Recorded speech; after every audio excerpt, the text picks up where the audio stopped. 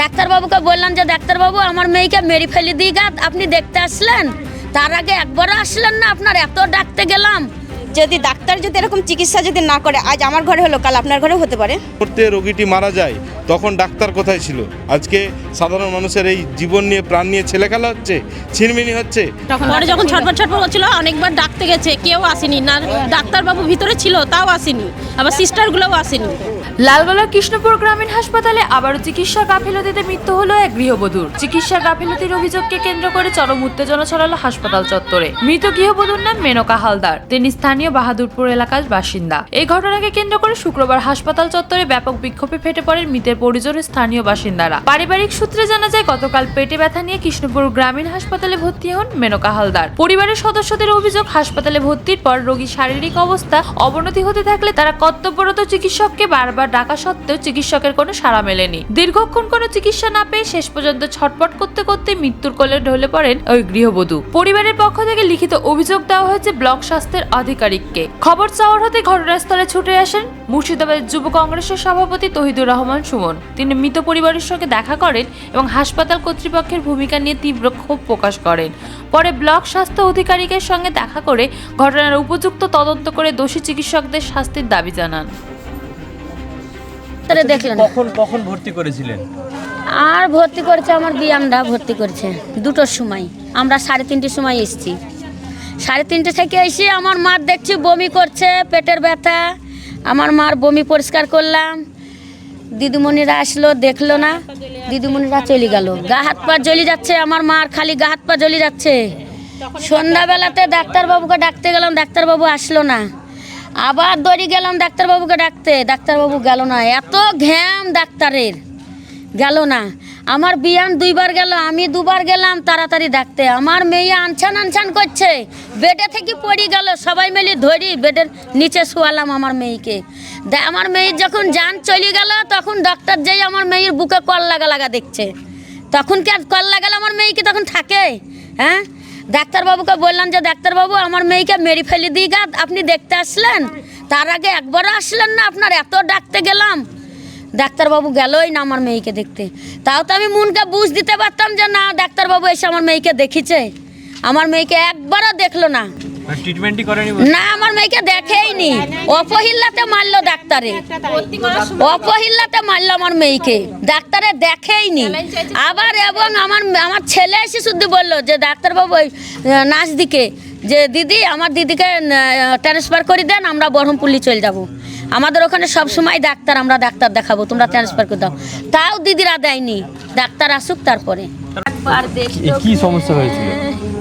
সমস্যা হয় যে সকাল থেকে পেটের ব্যথা করতে দিয়ে ওর শাশুড়ি, ওর তো শ্বশুর বাড়িতে থাকে, আমরা তো জিয়াগঞ্জে বাড়ি আমাদের। তা ওর শাশুড়ি হসপিটালে নিয়ে এসছে, শ্বশুর শাশুড়ি নিয়ে এসে ভর্তি করেছে। তারপরে আমার দিদিদেরকে ফোন করা হয়েছে, আমার দিদিরা 1-1:30টার দিকে এসছে। তখন থেকে ডাক্তার নাই, কোনো ডাক্তারের চিকিৎসা নাই, ট্রিটমেন্ট নাই। ওই নার্সেরা যা ইঞ্জেকশন সেলাইন দিয়েছে তাই। তারপরে সন্ধ্যা থেকে খুব উপরে আর যায়নি। তাহলে যদি ডাক্তার যদি এরকম চিকিৎসা যদি না করে, আজ আমার ঘরে হলো কাল আপনার ঘরেও হতে পারে। পুলিশ এখন ডাক্তাররা জানে, পুলিশ কি করতে নিয়ে এসছে ডাক্তাররা বলতে পারবে, আমরা বলতে পারবো না। আমরা তো এসে দেখছি পুলিশ পাহারা দিয়ে রেখে দিচ্ছে। আজ আমাদেরই ছেলেকে হুমকি দিয়েছে যে মারবো বলে পুলিশ। কি কারণে? আমাদের ছেলে বলেছে যে আমরা নার্সকে বলেছি আমার দিদিকে ছেড়ে দাও, আমরা অন্য জায়গায় বহরমপুর মেডিকেলে নিয়ে যাবো, ছাড়েনি। তাই সেটা বলেছে, একটু চিৎকার করেছে, তাই পুলিশ এখন বলেছে মারবো, মিডিয়া বলেছে মারবো। তার দিদি চলে গেছে, গাল দিতেই পারে। কি হন আপনার? আমি ওনার মাসি হই, যে মারা গেছে তার মাসি হই আমি। কি ঘটনা ঘটেছে? দেখুন, আমরা একটা অভিযোগ পেয়েছি যে ডাক্তারের গাফিলতির কারণে একজন গৃহবধূ, বছর 26, 27, 28 হবে, এই বয়সের একজন গৃহবধূ শুধুমাত্র ডাক্তারের গাফিলতির কারণে আজকে মৃত্যুবরণ করলেন। তার শারীরিক অসুস্থতা নিয়ে আজকে হাসপাতালে ভর্তি হয়েছিলেন। সে হাসপাতালে ভর্তি হওয়ার পর ডাক্তার নার্সদের কোনো রকমের কোনো ট্রিটমেন্ট পাওয়া যায়নি তাদের পক্ষ থেকে। বারবার পরিবারের পক্ষ থেকে ছুটে যাওয়া হয়েছে। যখন যন্ত্রণার কারণে ছটফট করছে রোগীটি, তখন বারবার ডাক্তারের কাছে যাওয়া হয়েছে, নার্সদের কাছে যাওয়া হয়েছে, কোনো রকম তারা সাড়া দেয়নি। তারা সে পেশেন্টের জন্য কোনো রকমের ট্রিটমেন্টের ব্যবস্থা করেনি। আজকে এই যে রোগী মৃত্যুটা ঘটলো, এটা এই কৃষ্ণপুর হাসপাতালে নতুন কিছু না।